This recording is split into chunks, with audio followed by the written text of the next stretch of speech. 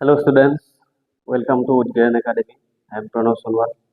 পোনপ্ৰথমে সকলোকে আমাৰ চেনেললৈ স্বাগতম জনাইছো। কি খবৰ সকলোৰে পঢ়া পাতি কৰি আছে নে? আশা কৰিছো সকলোৱে পঢ়ি আছে। এডিআৰই আহিলে বহুতৰ ক্লিয়াৰ হৈ গ'ল, বহুতৰ ক্লিয়াৰ হোৱা নাই। তো ক্লিয়াৰ নোহোৱা সকলো কোনো নিৰাশ হ'বলগীয়া কথা নাই। ফেইলিয়াৰ আহিব, ফেইলিয়াৰ যাবই, আমি অভাৰকাম কৰিব পৰাটো ডাঙৰ কথা। কিন্তু পঢ়া শুনা কৰি থাকিব লাগিব। তো তাৰ কাৰণে আমি উদ্গীৰণ একাডেমীয়ে এই বছৰত আমি আপকামিং এক্সামৰ কাৰণে এডিআৰই 3.0 কাৰণে টোটেলি আমি ভালকৈ লাগিম। আপোনালোক সকলোৰে লগত লগ লাগি চ' এডিআৰই 3.0 আমি ল'বই লাগিব প্ৰথম কথা। তো তাৰ কাৰণে আমি এতিয়াৰ পৰাই যিহেতু আমি গম পাই আছো আপকামিং এডভাৰটাইজ আহিবই, চ' এতিয়াৰ পৰাই যদি আমি ষ্টাৰ্ট কৰোঁ, এটা চিষ্টেমেটিক ৱেত যদি আমি ষ্টাৰ্ট কৰোঁ, এটা ষ্ট্ৰেটেজি, প্ৰপাৰ ষ্ট্ৰেটেজি গাইডেন্স লৈ পেলাই যদি আমি আগবাঢ়োঁ, আমাৰ ছাকচেছ নোহোৱাৰ একো কথা নাথাকে। আপোনালোক বহু বছৰৰ পৰা প্ৰিপেৰেশ্যন কৰি আছে, তাৰ মাজত কিছুমানৰ ছাকচেছ হৈছে, কিছুমানৰ ছাকচেছ হোৱা নাই। কিন্তু কথাটো হ'ল আমি এইখিনি সময়ত ৰৈ দিলে আমাৰ এটা জীৱনৰ কাৰণে ফেইলিয়াৰ থাকি যাব। তো সেই বস্তুটো অভাৰকাম কৰিব হ'লে আমি ডেডিকেশ্যন দি পেলাই আমি কনচিষ্টেঞ্চি মেইনটেইন কৰি পেলাই আমি পঢ়া শুনা কৰি থাকিবই লাগিব। কম্পিটিশ্যন কিমান হয় বুলি চিন্তা কৰি লাভ নাই, আমি নিজক কিমানখিনি ওপৰলৈ দিব পাৰিছোঁ সেইটো ডাঙৰ কথা। এতিয়া তাৰ কাৰণে আমি এটা প্ৰপাৰ ষ্ট্ৰেটেজিছ লৈ আগবাঢ়িবই লাগিব। আমি প্ৰথমতে জানিব লাগিব এতিয়া আমি কি পঢ়িম, কেনেকৈ পঢ়িম, আৰু সেই পঢ়াবোৰ কেনেকৈ ইমপ্লিমেণ্টেশ্যন কৰিম। আমাৰ কথাটো হ'ল আমি ছাকচেছ নোহোৱাৰ কাৰণ মই ভাবোঁ এটা কথা, আমি এক্সামৰ 1 মাহ 2 মাহ আগত অকল MCQ প্ৰেক্টিছ কৰোঁ, আমি কনচেপ্টটো আমি বাদ দি দিওঁ। চ' কথাটো হ'ল আজিকালি যিটো এডিআৰই আমি লাষ্ট এডিআৰই যিটো দেখিছোঁ গ্ৰেড 3ৰ 2খন পেপাৰ, গ্ৰেজুৱেশ্যন আৰু হায়াৰ ছেকেণ্ডেৰীখন আমি এনেকৈ দেখিছোঁ যে বহুত ডিপাৰ এটা আহিছে, বহুত ডিপাৰ আহিছে, আৰু একদম লাইটটো আহিছে, কৈছোঁ একদম ইজিও আহিছে। চ' আমাৰ কথাটো হ'ল কি, আমি যিকোনো এটা টপিক হয়, সেইটো যিকোনো ছাবজেক্ট হ'ব পাৰে, বা অকল বুকৰ নেচেচেৰী কিতাপৰ মানে টপিক বুলিয়ে নহওক, যিকোনো এটা টপিক আমি ছাপ'জ গভমেণ্টৰ স্কিম এখনেই হওক বা তেনেকুৱা যিকোনো এটা ওপৰৰ বস্তু আমি বহুত ডিপলৈকে যাব লাগিব প্ৰথম কথা। আৰু যদি সেইটো ছাবজেক্ট ৱাইজ ষ্টেটিক কুৱেশ্যনটো হয়, যেনেকৈ জিঅ'গ্ৰাফী, হিষ্ট্ৰী, ইকনমিক্সে হওক, বা সেই টপিকবোৰতো আমি ক্লিয়াৰলি জানিবই লাগিব। কথাটো হ'ল এতিয়া কম্পিটিশ্যন বেলেগ ষ্টুডেণ্টৰ কাৰণে বহা নাই, কম্পিটিশ্যন কথাটো হ'ল আমাৰ বৰ্তমান সময়ত কুৱেশ্যন পেপাৰখনে এটা পেটাৰ্ণটো বেলেগ ৰূপ লৈছেগৈ। ত' তাৰ কাৰণে আমি এনেকুৱা নহয় যে অকল ভিতৰৰ বহুত গোটেইখিনি কথা জানিলোঁ, তো কিছুমান এনেকুৱা সৰু সৰু লাইট কথা আমি জনা নাই, যিবোৰ লাইট মিনছ একদম চিম্পুল কুৱেশ্যন। মই যিটো দেখিছোঁ কুৱেশ্যন পেপাৰ এনালাইচিছ কৰি লাষ্ট পেপাৰত এনেকুৱা কিছুমান কুৱেশ্যন আছে যিখিনি কুৱেশ্যন সৰু সৰু কিতাপ কুইজ, যেনেকুৱা অসমৰ কুইজ বা ইণ্ডিয়ান কুইজ, তেনেকুৱাবিলাকত সেই সৰু সৰু কিছুমান কথা যিটো আমি কওঁ নহয় পচলাই তাত ভাঙি, আমি গুৰুত্ব নিদিওঁ। তো তেনেকুৱা কুৱেশ্যন বহুত আহিছে, যাৰ কাৰণে বহুত ষ্টুডেণ্টৰ সেইবিলাকত নিগেটিভো হৈ গৈছে। তো তাৰ কাৰণে আমি গুৰুত্ব দিব লাগিব, দুটা ছেক্টৰ গুৰুত্ব দিব লাগিব, বহুত হাৰ্ডত যাব লাগিব, বহুত আমি কুৱেশ্যনো এৰিব নোৱাৰিম। তো তাৰ কাৰণে আমি যদি কি পঢ়োঁ বা কেনেকৈ ষ্টাৰ্ট কৰোঁ, আমাৰ ষ্ট্ৰেটেজিটো আমি এতিয়া আপোনালোকৰ আগত যদি শ্ব' কৰোঁ এনেকুৱা ধৰণৰ হ'ব। আমাৰ টীম উদ্গীৰণে আমি এতিয়া ফাৰ্ষ্ট যিহেতু যিকোনো এটা এক্সাম আমি চিলেবাছ জানো। প্ৰথম কথা মই এতিয়া আপোনালোকৰ আগতে এডিআৰই 3.0 হওক বা আছাম পুলিচ SI হওক, তাৰ কোনো চিলেবাছ এতিয়া আপোনালোকক দিবলগীয়া কথা সেইকাৰণে নাই, বিকজ আপোনালোকে অলৰেডি জানে চিলেবাছত আমাৰ মেইন পৰ্চনটো থাকিলে GK GS, ইফালে থাকিলে GK GS থাকিলে, আৰু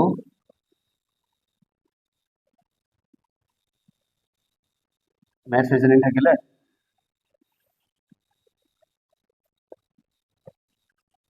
ইংলিছ। মই কাৰেণ্ট এফেয়াৰ আৰু বেলেগ স্পেচিফিক টপিকবোৰ ছাইডত থৈ দিছোঁ। এতিয়া কথাটো হ'ল এই GK GS পৰ্চনটো এটা এভাৰেজ ষ্টুডেণ্টে কভাৰ কৰি লৈ, ছাপ'জ 60% ভাল ষ্টুডেণ্টে GK GS যিমানখিনি পাৰে কভাৰ কৰিছে বা আগতে হ'লেও পঢ়িছে, ক'ৰবাত কিবা পঢ়িছে।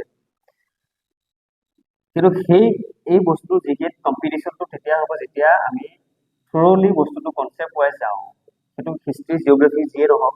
আৰু কথাটো হ'ল আমি ক্লাছত আমি কি কৰিব খুজিম, যিকোনো এটা টপিকৰ আমি যেতিয়া কনচেপ্টলৈ যাম বা সেই টপিকটো কেনেকৈ ইজি কৰিব পাৰোঁ, GS বস্তুটো এটা ষ্টেটিক যিহেতু পৰ্চন, সেইটো আমি ওৱান টাইম পঢ়ি পেলাই এটা ফিনিছ কৰি থৈ দিব, শেষ কৰি থৈ দিব পাৰোঁ। চ' ডেট নেক্সট যেতিয়া যি গভমেণ্ট এক্সামে নহওক, আমি সেই গভমেণ্ট এক্সামটো ফ'কাছ কৰিবৰ কাৰণে আমাৰ হাতত 1 মাহ 2 মাহ সময় থাকিলেও আমি কাৰেণ্ট এফেয়াৰ্ছ আৰু মেথছ অলপ প্ৰেক্টিছ কৰি দিলেও আমাৰ এক্সামটো কোৱালিফাই হৈ যাম। মেথছৰ কথাটো এনেকুৱা, মেথছ এটা এনেকুৱা ছাবজেক্ট গভমেণ্ট এক্সামৰ ক্ষেত্ৰত উইদাউট মেথছ, আমি মেথছক যদি বাদ দিওঁ গভমেণ্ট এক্সাম এটা ক্লিয়াৰ নহয় প্ৰথম কথা। কাৰণ কেলৈ, মই যিটো কথা ক'লোঁ যে GK GS 60% ষ্টুডেণ্টে ক'ৰবাত হ'লেও কিবা চ'ৰ্চত থৈ দিয়ে, সেইটো ষ্টাডি মেটেৰিয়েলছ হওক, নিজৰ এনিটেন নোটছ হওক, কিতাপৰ পৰা, ইউটিউবৰ বহুত আজিকালি ভিডিঅ'ৰ পৰা চবে নিজৰ চ'ৰ্চেছবোৰ গোটাই লৈ পেলাই হ'লেও জিকে জিএছখিনি যিমানখিনি পালে কভাৰ কৰি ল'ব। এতিয়া কথাটো হ'ল, এখন পেপাৰত যেতিয়া 100টা কুৱেশ্যন আছে, 100টা কুৱেশ্যনত যেতিয়া 40টা জিকে জিএছ আহি গ'ল, তো ইয়াত 40টা জিকে জিএছৰ মিনিমাম 35টো এটেম্প চবে কৰিব। মই কাৰেক্ট বুলি কোৱা নাই, এটেম্প চবে কৰিব। কিন্তু তাৰ মাজত এটা এভাৰেজ মাৰ্কছ চব ষ্টুডেণ্টে উলিয়াই লৈ গুচি যাব, এভাৰেজ মাৰ্কছ এটা। কিন্তু সেই এভাৰেজ মাৰ্কছটোৰ কাৰণে আমাৰ কম্পিটিশ্যন হোৱা নাই। কম্পিটিশ্যনটো হৈ আছে ক'ত? মেথছত। মেথছ আৰু ৰিজনিং। তাৰমানে মেথছ আৰু ৰিজনিং এনেকুৱা এটা ৰোল প্লে কৰে গভমেণ্ট এক্সামৰ ক্ষেত্ৰত, যে মেথছ আৰু ৰিজনিং যোনে টাচ কৰা নাই বা যোনে ভুলকৈ কৰি থৈ আছে, তো কম্পিটিশ্যনৰ পৰা লগত আউট হ'লে। এতিয়া আমাৰ কথাটো হ'ল, জিকে জিএছখিনি আমি প্ৰথমতে কনচেপ্ট ৱাইজ টোটেলি ক্লিয়াৰ কৰিম, চ' ডেট জিকে জিএছ আমাৰ কেতিয়াও ওৱান টাইম পঢ়াৰ পিছত আৰু কেতিয়াও আমি মানে কনচেপ্ট ক্লিয়াৰ লৈ ৰৈ থাকিব নালাগে, জাষ্ট আমি ৰিভিজন কৰিম আৰু এক্সামত কৰিম জিকে জিএছৰ ক্ষেত্ৰত। তো মেথছৰ ক্ষেত্ৰত মেইন বস্তুটো আমি গুৰুত্ব দিম। মেথছ আৰু ৰিজনিঙত আমি ইমান বেছি আমাক টাইম নালাগে, কিয়? বিকজ আমিতো গভমেণ্ট এক্সামৰ মেথছ দিব গৈ আছোঁ, আমি PhD কৰিব যোৱা নাই প্ৰথম কথা। তো মেথছটো এনেকুৱা ট্ৰিক্স ইউজ কৰিম বা এনেকুৱা ইজি ৱেত ইউজ কৰিম, চ' আমাৰ টাইমো বাচিলে, এটেম্পটো বেছি হ'ল আৰু উইথ ফুল একিউৰেচি। তো তাৰ কাৰণে কি মেথছৰ যেতিয়া আমি আপোনালোকক দেখুৱাই দিছোঁ আমি কি কৰিব গৈ আছোঁ, তেতিয়া আপোনালোকে ক্লিয়াৰ হ'ব ভিজনটো। মানে কথাটো হ'ল এনেকুৱা, আমি প্ৰথমতে এতিয়া ষ্টেটিক জিকেটো ক্লিয়াৰ কৰিব গৈ আছোঁ। So' polity, Indian polity, history, geography.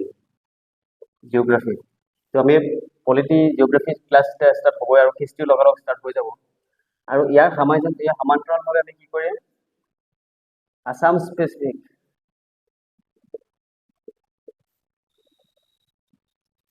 Specific topic যিবিলাক ষ্টেটিক জিকেটো পৰে আৰু মানে যিবোৰ বাৰ্ণিং টপিক, আমি সেই টপিক কাভাৰ কৰি পেলাই গোটেইখিনি একেলগতে আগুৱাই লৈ যাম।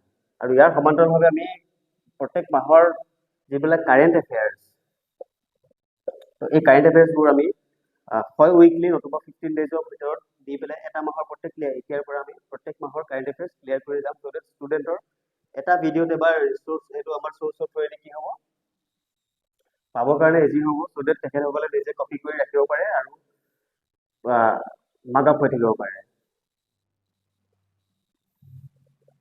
তো কাৰেণ্ট এফেয়াৰ্ছ আমি ফ্ৰী কাৰেণ্ট এফেয়াৰ্ছ প্ৰভাইড কৰিম, তো তাৰ পৰা আপোনালোকৰ বেনিফিট হ'বই। আছাম স্পেচিফিক আমি ষ্টাৰ্ট কৰিম। আছামৰ তাৰপিছত লাহেকৈ কি হ'ব, আমাৰ আছামৰ যিখিনি ইম্পৰ্টেণ্ট বস্তু, history, geography, Assam polity, Assam history, everything আমি ষ্টাৰ্ট কৰি দিম। এতিয়া পলিটি আৰু হিষ্ট্ৰী, জিঅ'গ্ৰাফি যেতিয়া আপোনালোকৰ কনচেপ্ট হৈ যাব, বিল্ড আপ হ'ব, আপোনালোকৰ কনফিডেঞ্চ অট'মেটিক অলপ বিল্ড আপ হ'বই। চ' সেই কনফিডেঞ্চে কি কৰিব আপোনাক, বাকী থাকিলে আপোনাৰ ইংলিছ আৰু মেথছ ৰিজনিং, যিটো আমি খুব সোনকালে আমি ষ্টাৰ্ট কৰিমেই মেথছ ৰিজনিং। আৰু মেথছ ৰিজনিং এনেকুৱা লাগিব আপোনালোকৰ কৰি ইমান লাইক, মেথছটো একচুৱেলি কি হয়, মেথছ নজনাটোও ডাঙৰ কথা নহয়। আমাৰ মানুহৰ মেইন প্ৰব্লেমটো হৈছে কি, ল'ৰা ছোৱালীবিলাকৰ, মই মেথছটো নাজানোৱে বা মেথছটো বহুত টান পাওঁ বা মেথছটো মই কৰিবই নোখোজোঁ। কথাটো এনেকুৱা যে মেথছ নজনাটো একো ডাঙৰ কথা নহয়, কিন্তু মেথছ শিকিব ইচ্ছা নকৰাটোহে ডাঙৰ কথা। মেথছটো আমি এনেকুৱাকৈ ক্লিয়াৰ কৰাম, চ' ডেট প্ৰব্লেমটো কি হয় মেথছত, দুটা প্ৰব্লেম। এটা হ'ল টাইম বেছি খাই দিয়ে এক্সামত আৰু হাতত ইমান টাইম নাথাকে। ছেকেণ্ড কথা, কাৰেক্ট নহয়গৈ বা একুৰেচি মেইনটেইন নহয়। চ' আমি এই দুটাৰ ওপৰতে গুৰুত্ব দিছোঁ, চ' ডেট মেথছটো ইজি ট্ৰিক্সত গ'লে টাইম কনজিউম বাচি গ'ল আৰু একুৰেচি মেইনটেইন হ'ল। আমাৰ ছাৰ পুলিন ছাৰ আছে আমাৰ লগত, এইখিনিতে ছাৰো দুআষাৰ ষ্টুডেণ্টৰ কাৰণে কওক, বাকী মই আকৌ আহিম।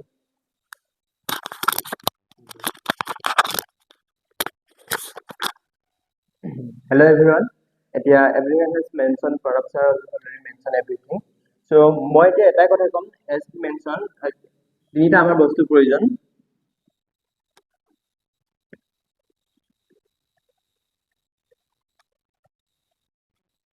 এটা হৈছে ৰাইট নলেজ, ৰাইট ডাইৰেকশ্যনছ আৰু ৰাইট হাৰ্ডৱৰ্ক। এই তিনিটা প্ৰয়োজন। চ' আপোনালোকক এটাই কথা ক'ম, আমাৰ লগত থাকক আৰু আমাৰ লগত থাকিলে এই তিনিটা বস্তু আমি প্ৰভাইড কৰিম, আৰু এই তিনিটা বস্তু প্ৰভাইড কৰিলে আপোনালোকৰ এটা ছাকচেছফুল, যোনটো আমি অলৰেডি মেনশ্যন যোনটো আমাৰ মিছন, সেই মিছনটোত আমি ছাকচেছ হ'বলৈ পাৰিম। তো মই এতিয়া জি এছ পেপাৰখনত সাধাৰণতে যেনেকৈ যদি জিঅ'গ্ৰাফী বা হিষ্ট্ৰী আৰু ইকনমি আৰু পলিটি, এই তিনিটা ৱেইটেজটো যিমান আছে, পলিটিৰ অকলে সিমান ৱেইটেজ। যেতিয়া যদি for example like G S পেপাৰখনত 20টা কুৱেশ্যন আহিলে, পলিটিৰে 8 to 9 কুৱেশ্যন অনলি পলিটিৰ পৰা আহে। ত' পলিটিৰ ৱেইটেজটো গম পাইছে, পলিটি এটা কিমান ইম্পৰ্টেণ্ট এটা ছাবজেক্ট। গতিকে মই পলিটি ষ্টাৰ্ট কৰিম, মোৰ লগত থাকক পলিটিত। আপোনালোকৰ 9-10টা যিমান কুৱেশ্যন আহে সকলোৰ শুদ্ধ হোৱাৰ মই গেৰাণ্টি দিছোঁ পলিটি। ত' ইয়াকে মই কৈছোঁ, আপোনালোকে আমাৰ লগত থাকক। এতিয়া প্ৰণৱ ছাৰ আহিব।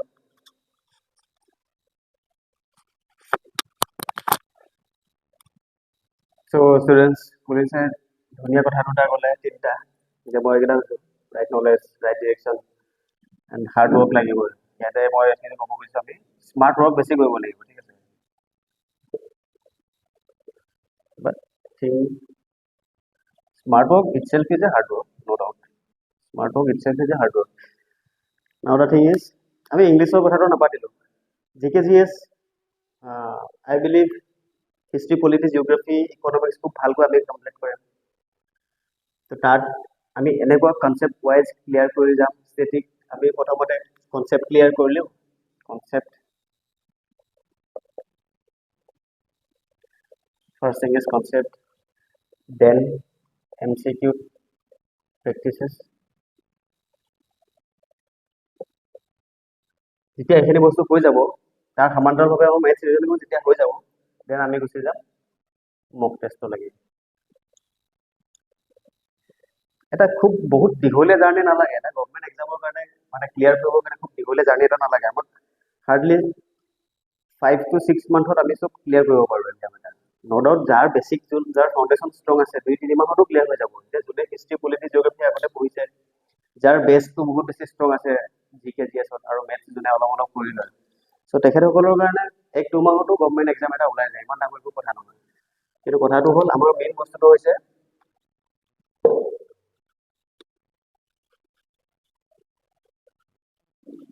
আমাক কি লাগিব,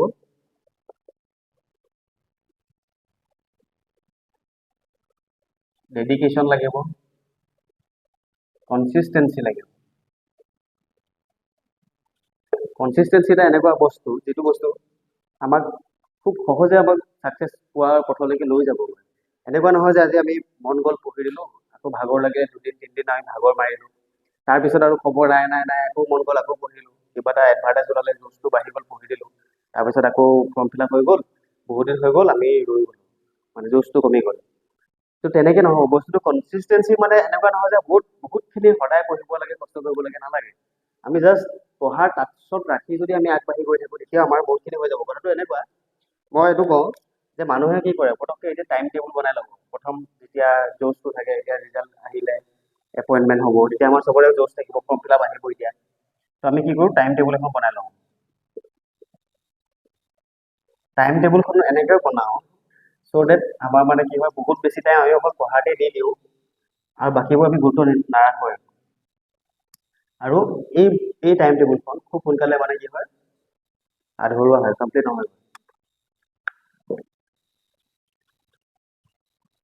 এতিয়া কথাটো হ'ল, টাইম টেবুল কেনেকৈ বনাব। টাইম টেবুল বিশেষ একো বনাব নালাগে, জাষ্ট টাস্ক এনেকুৱাকৈ টাস্ক ৰাখক যে টাইমটো মোৰ টাস্ক নহয়, টাইমটো 2 আৱাৰ্ছ পঢ়িম নে 3 আৱাৰ্ছ পঢ়িম, দিনটোত নে 4 আৱাৰ্ছ পঢ়িম, কিমান পঢ়িম, এইটো মোৰ টাস্ক হ'ব নালাগে। টাস্ক হ'ব লাগে যে আজি মই কিমানকেইটা টপিক পঢ়িম। Topic should be important. আমাৰ টপিক কিমানকেইটা পঢ়িম, তো সেইটো ইম্পৰ্টেণ্ট হ'ব লাগে। যদি মই ভাবিছোঁ আজি যিকোনো এটা ছাবজেক্টৰ যিকোনো এটা তাত আমি যদি টপিক 4-5টাও যদি ক্লিয়াৰ কৰোঁ, তো সেইটো কিমান টাইম লাগিছে আমি চাব দৰকাৰ নাই। 2 আৱাৰ লাগিব পাৰে, 3 আৱাৰ্ছো লাগিব পাৰে, 1 আৱাৰ্ছতো হৈ যাব পাৰে। কিন্তু কথাটো হ'ল টপিকছ কিমান ক্লিয়াৰ হৈছে, ঠিক আছে। তো টপিকছত আমি গুৰুত্ব দিব লাগিব।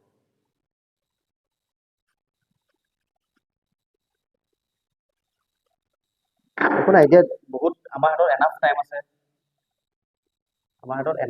আমি নেক্সট ADRE 3.0 হওক, চেম্পল SI হওক, DHS আহি আছে বাৰু বাকী যিবোৰ এক্সাম আহি আছে আপকামিং এক্সামৰ কাৰণে আমি কণ্টিনিউ লাগিবই লাগিব আৰু যিবিলাক এক্সামৰ কাৰণে অকণমান টাইম আছে আমি এনেকুৱা নহয় যে বহুত টাইম আছে কাৰণে নপঢ়িম বা এতিয়াৰ পৰা বহুত বেছি কষ্ট কৰি দিম চ' তেতিয়া আমাৰ ভাগৰ লাগিব আৰু পিছলৈকে আমি নাচামেই এনেকুৱা হ'ব নালাগে এটা সেইটোৱে কনচিষ্টেঞ্চি মেইনটেইন কৰি পেলাই যদি আমি আগবাঢ়ি গৈ থাকোঁ আৰু আমি এতিয়া ৰেগুলাৰ ক্লাছ যিহেতু আপডেট কৰামেই আমাৰ regular class polity class start হ'বই দেন জিঅ'গ্ৰাফি ষ্টাৰ্ট হ'ব হিষ্ট্ৰী ষ্টাৰ্ট হ'ব এভৰিথিং ষ্টাৰ্ট হ'ব মই ক'লোঁ দেন অসম পৰ্চনটো আমি ষ্টাৰ্ট কৰিম তাৰপিছত আমি মেথছ ৰিজনিং লগালগ ষ্টাৰ্ট কৰি দিম তো সেইখিনি যদি আপোনালোকে কণ্টিনিউ চাই থাকে বা আপোনালোকে শিকে আপোনালোকে জইন হৈ থাকক আৰু সেই বস্তুখিনি কমপ্লিট হোৱাৰ পিছতে আপোনালোকে যেতিয়া মক টেষ্ট দিব আমাৰ ফালৰ পৰা আমি মক টেষ্ট প্ৰভাইড কৰিম এভৰিথিং তো তেতিয়া আপোনালোকে নিজে গম পাব যে কিমানখিনি চেঞ্জ হৈছে কিমানখিনি বেনিফিট হৈছে তো তাৰ পৰা আপোনালোকৰ সেই বস্তুখিনি ইউটিলাইজ হ'ব বুলি আমি আশা কৰিছোঁ